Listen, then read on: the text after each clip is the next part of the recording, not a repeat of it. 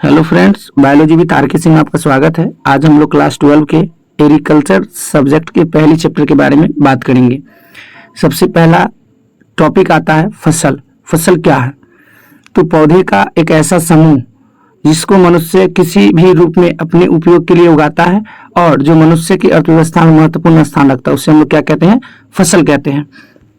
अगली टॉपिक है ऋतु के आधार पर फसलों का वर्गीकरण। हम लोग जो है फसलों को विभिन्न ऋतुओं के आधार पर 3 भागों में बांटते हैं। पहला है खरीफ फसल। अब खरीफ फसल क्या है? तो वैसा फसल जो जून जुलाई में बोया जाता है और अक्टूबर नवंबर में काट ली जाती है, ऐसे फसल को हम लोग खरीफ फसल कहते हैं। इसका एग्जाम्पल हो जाएगा जूट, धान, मक्का, ज्वार, बाजरा, मूंगफली, उड़द, ये सब इसका एग्जाम्पल हो जाएगा। दूसरी है रबी फसल। अब रबी फसल क्या है? तो वैसा फसल जो अक्टूबर नवंबर में बोया जाता है और मार्च अप्रैल में काट ली जाती है, ऐसे फसल को हम लोग रबी फसल कहते हैं। और इसका एग्जाम्पल है गेहूं, सरसों, मटर, चना, आलू, जई, बरसीम, इन सारे फसल को हम लोग अक्टूबर नवंबर के आसपास बोते हैं और मार्च अप्रैल में काट लेते हैं। और तीसरा फसल आपका गर्मा फसल, इसे जायद फसल भी कहते हैं। अब जायद फसल क्या है? तो वैसा फसल जो रबी फसल और खरीफ फसल के बीच में बोया जाता है, अर्थात जो रबी फसल बोने का टाइम है और जो खरीफ फसल बोने का टाइम है, इन दोनों टाइम के बीच में जो फसलें लगाई जाती है खेतों में, ऐसे फसल को गर्मा फसल या जायद फसल कहते हैं। जैसे तरबूज हो गया, खरबूज हो गया, खीरा हो गया, ककड़ी हो गया। ठीक है, चलिए अब बात करेंगे जीवन चक्र के आधार पर फसलों का वर्गीकरण। तो जीवन चक्र के आधार पर फसलों को भी 3 भागों में बांटा गया है। पहला एक वर्षीय फसल, यानी कि वैसा फसल जो अपना पूरा जीवन 1 वर्ष या उससे कम समय में पूरा कर लेता है, तो ऐसे फसल को हम लोग एक वर्षीय फसल कहते हैं। जैसे धान हो गया, गेहूं हो गया, बाजरा हो गया, मूंग हो गया, चना हो गया, मसूर, सोयाबीन, सरसों इत्यादि, ये सारे ऐसे फसल होते हैं जिनका जीवन काल 1 वर्षों का या उससे कम अवधि का होता है। ठीक है।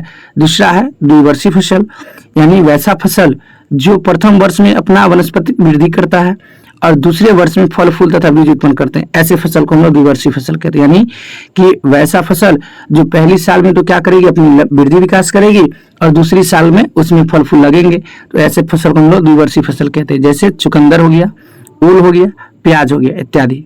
कोई दिक्कत नहीं है। आगे हुआ बहुवर्षीय फसल। बहुवर्षीय फसल क्या है? तो वैसा फसल जो अपना जीवन चक्र 2 से अधिक वर्षों में पूरा करता है तथा फूल फल तथा बीज देने के बाद भी इनका जीवन चक्र जारी रहता है, ऐसे फसल को हम लोग बहुवर्षीय फसल कहते हैं। जैसे नेपियर घास, रिजिका, यानी वैसा फसल जो अपना जीवन चक्र 2 सालों के बाद पूरा करता है। ठीक है, तो ऐसे फसल कहलाते हैं बहुवर्षीय फसल।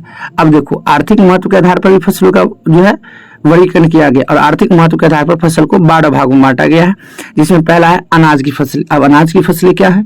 तो वैसा फसल जिसके दाने को अनाज के रूप में मनुष्य खाने के लिए उपयोग करता है, तो ऐसे फसल को हम लोग अनाज की फसलें कहते हैं। और इनका जो भी अवशेष पार्ट रहता है जिसका उपयोग हम लोग पशुओं के चारा के लिए करते हैं, जैसे धान हो गया, गेहूं, मक्का, ज्वार, बाजरा, ये सारे ऐसे फसल है जो कि अनाज की फसलें हैं। ठीक है, चलिए आगे है दूसरा दलहनी फसलें। दलहनी फसलें क्या है? तो वैसा फसल जिसके दाने एवं बीज का उपयोग प्रोटीन के मुख्य स्रोत के रूप में करते हैं, दलहनी फसलें कहलाता है। जैसे अरहर, चना, मूंग, उड़द, मसूर, मटर, खेसारी, ये सारे के सारे दलहनी फसल है, क्योंकि इनसे हमें दाल प्राप्त होती है और दाल जो है प्रोटीन का एक अच्छा स्रोत होता है। चलिए तीसरा आता है तिलहन फसलें, यानी कि वैसा फसल जिससे हमें तेल प्राप्त होता है। जैसे तीसी, कुसुम, मूंगफली, राई, सरसों, ये सोयाबीन, सूर्यमुखी, तिल, अंडी, ये सारे ऐसे फसल हैं जिनसे हमें तेल की प्राप्ति होती है, इसलिए इसे हम लोग क्या कहते हैं बुआ? तिलहन फसल कहते हैं। कोई दिक्कत? आगे रेशे वाली फसलें। अब रेशे वाली फसलें क्या है? तो वैसा फसल जिनसे रेशा प्राप्त की जाती है, ठीक है, उसे रेशे वाली फसल कहते हैं। जैसे कपड़ा हो गया, रस्सा हो गया, बोरा आदि, ये सब वस्त्र है और इस सबको हम लोग तैयार करते हैं किससे? कपास से, जूट से, पटसन से। तो ये आपका कपास, जूट, पटसन, ये सब क्या हो जाएंगे? रेशे वाली फसलें। आगे है चारा वाले फसलें या चारे वाली फसलें। तो ये चारे वाली फसलें क्या है? तो वैसा फसल जिनसे केवल चारा प्राप्त किया जाता है, पशुओं का भोजन प्राप्त किया जाता है। ठीक है, तो ऐसे फसल को हम लोग चारे वाली फसल कहते हैं। जैसे बाजरा, मक्का, नेपियर घास, गिनी घास, ये सब ऐसे फसल होते हैं जो पशु के लिए चारा के रूप में उपयोग किए जाते हैं, इसलिए इन्हें चारे वाली फसलें कहते हैं। अगला है आपका सरकरा की फसलें। सरकरा की क्या फसलें होती है? तो वैसा फसल जिनके जड़ और तना में सरकरा पाया जाता है, यानी कि चीनी पाया जाता है, और जिसके बाद में हम लोग क्या करते हैं, जी चीनी तैयार कर लेते हैं। सरकरा वाली फसलें कहलाता है, जैसे गन्ना हो गया, चुकंदर हो गया। इसके बाद है सब्जी वाले फसलें, यानी वैसा फसल जिसके हमें सब्जी प्राप्त होती है, जिसके जड़ तना पत्ती को हम लोग सब्जी के रूप में इस्तेमाल करते हैं, ऐसे फसल कहलाते हैं सब्जी वाले फसल, जैसे में प्याज, आलू, परवल, पालक, धनिया इत्यादि। ठीक है। अगला है उत्तेजक फसल। उत्तेजक फसल क्या है? तो वैसा फसल जिसके उपयोग से शरीर में उत्तेजना आती है। ठीक है, उसे उत्तेजक फसल का, जैसे तंबाकू, कॉफी, चाय, ये सब जो आप पियोगे तो शरीर में उत्तेजना आती है। ठीक है, इसीलिए हमें उसे उत्तेजक फसल कहते हैं। वैसे तंबाकू की सेवन नहीं करनी चाहिए और चाय की भी नहीं, खासकर बच्चों को। अगला है जड़ तथा कंद वाली फसलें। अब जड़ तथा कंद वाली फसलें क्या है? तो वैसा फसल जिसके जड़ तथा तना को खाने में उपयोग करते हैं, जैसे चुकंदर, शकरकंद जिसको अलुआ कहते हैं, गाजर, मूली, ये सारे के सारे कंद वाली फसलें होती है। ठीक है। अगला है मसालों वाली फसलें। मसाले वाली फसलें क्या है? तो वैसा फसल जिनसे हमें मसाला प्राप्त किया जाता है, यानी होता है जिससे मसाला प्राप्त करते हैं, ऐसे फसल को हम मसाले वाली फसल कहते हैं, जैसे जीरा, धनिया, सौंफ, इलायची, हल्दी, अदरक। ठीक है, ये सब। इसके बाद है औषधि वाले फसल, यानी वैसा फसल जिससे हमें दवाएं मिलती है, जिससे हम लोग दवाएं तैयार करते हैं, वैसे फसल को हम लोग औषधि वाले फसल कहते हैं, जैसे तुलसी, मेथा, पुदीना। ठीक है, ये सब बगोल, अश्वगंधा, आंवला, बहेरा, धतूरा, इन सारे से हमें मेडिसिन तैयार कर सकते हैं और इसीलिए हम लोग औषधि वाले फसल कहते हैं। ठीक है।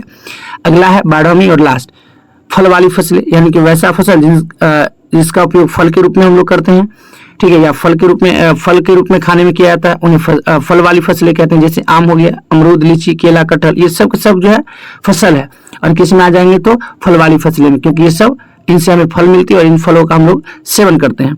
ठीक है।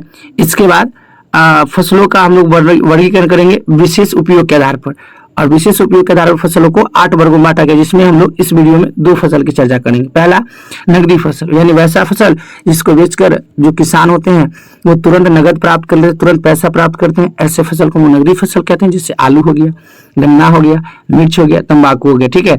दूसरा है अंतर्वर्ती फसलें। अब अंतर्वर्ती फसलें क्या है?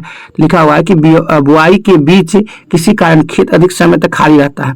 मान लीजिए कि अगर हमको बुआई करना है और खेत थोड़ा सा लेट से बुआई करना है और खेत खाली है, तो उसमें कम समय के लिए, ठीक है, जो जल्द से जल्द तैयार हो, ऐसे फसलों को जब हम लगा देते हैं तो यही फसल कहलाता है हमें अंतर्वर्ती फसल, जैसे मूंग, तोरी, उड़द।